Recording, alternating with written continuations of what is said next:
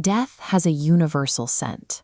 When organic tissue breaks down, it naturally releases volatile sulfur compounds into the air. It's the biological reality of putrefaction. Most cultures manage this reality differently. In Bali, the Hindu tradition relies on Nagan ceremonies, using immense fires to sanitize remains and release the soul. But deep inside the ancient volcanic caldera of Mount Batur, massive crater walls act as a geographic fortress, preserving a community isolated from lowland practices. At the very edge of the lake sits the village of Trunyan. The people here, known as the Bali Aga, trace their roots back long before modern Balinese Hinduism, and they entirely reject the practice of cremation. Instead, they lay their dead directly on the ground. The bodies are left fully exposed to the open air to decompose naturally. Yet, if you stand in the center of this graveyard, there is absolutely no smell of decay.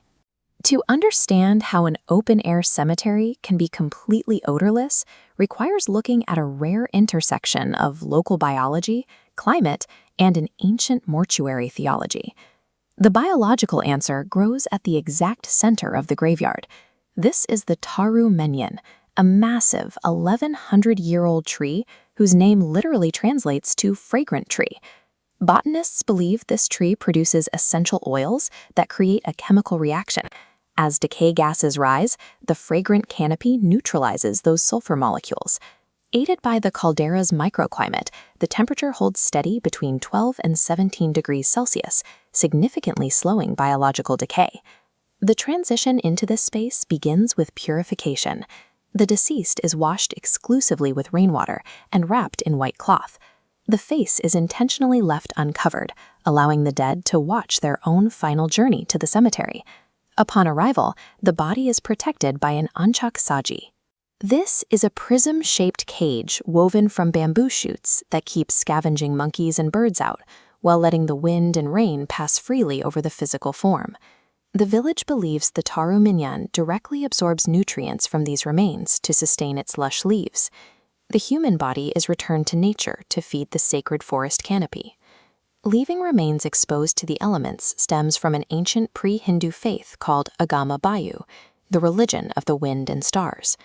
For the Bali Aga, Mount Batur is a personified volcano god of fire. Setting a cremation pyre within his caldera would be a direct insult to his authority, risking a catastrophic eruption. The space beneath the Taru Menyen operates on a strict rotational ecology, where exactly 11 bamboo cages are permitted at any one time. When all spots are full, the oldest occupant, who has fully decomposed into skeletal remains, is removed from their cage. The skull is carefully detached, cleaned, and placed onto a terraced stone altar. Here, generations of ancestors sit shoulder to shoulder to watch over the living village. The living commune with the local deity through the Brutuk festival.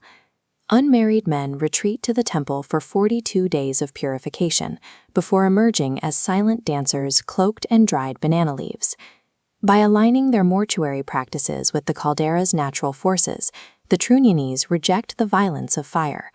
They rely on the wind and natural decomposition to guide the body back into the earth. For over 1,000 years, Trunyan was accessible only by boat.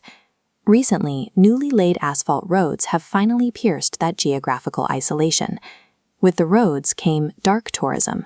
Visitors now pay high fees to cross the lake and photograph the altars, marketed by tour operators under the sensational nickname Skull Island.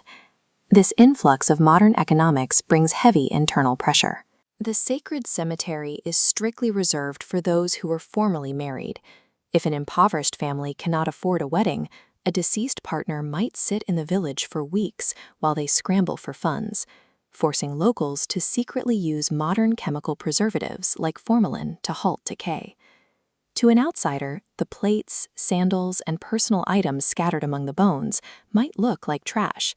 In reality, they are permanent, sacred offerings that must stay with the ancestors forever. Trunyan is a deeply sophisticated ecological system. By harnessing the unique biology of a single fragrant tree, the Bali Aga maintain a cycle where the end of a human life directly nourishes the sacred landscape around it.